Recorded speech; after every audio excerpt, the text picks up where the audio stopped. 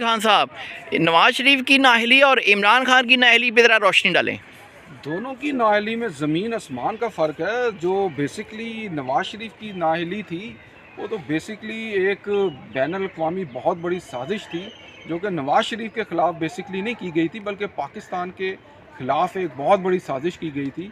क्योंकि नवाज शरीफ ने एक प्रोजेक्ट लॉन्च किया था सी पैक के नाम से, जो कि एक गेम चेंजर था, जो कि पूरी दुनिया को खटक रहा था कि ये जिस तरीके से, जिस स्पीड में वो सी पैक को लेके आगे उसकी डेवलपमेंट कर रहे थे, उसको फ्लॉप करने के लिए, उस काम को रुकवाने के लिए नवाज शरीफ को पनामा का एक केस, जिसमें पनामा में जिनका उनका कोई ताल्लुक़ ही नहीं था, ना उनका नाम था, उसमें उनको रगड़ा दिया गया था। और पनामा करके और उस वक्त का ये फ्राडिया जो है, ये जलसे जुलूस करके मियाँ साहब को उस वक्त भी बदनाम करने की नाकाम कोशिश किया करता था। तो उस पनामा में से अकामा निकला, और अकामा में से जी जो कि इनकम उनकी थी नहीं।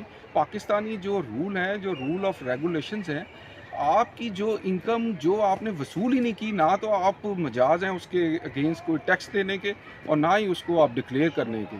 तो ये सारी चीज़ थी, और जो ये पकड़ा गया है, जो इसने वारदात डाली है, ये तो रंगे हाथों, इसने तो वो घड़ियाँ और जो क्रॉकरी नहीं बेची तोशा खाना से निकाल के, बल्कि इसने पाकिस्तान की इज़्ज़त को नीलाम किया है सरेआम जो है। ये दोनों के केसेस में और दोनों की सज़ा में ज़मीन आसमान का फ़र्क है, और जो कि बिल्कुल क्लियर हो के एक्सपोज हो रहा है अब ये पूरी दुनिया के सामने।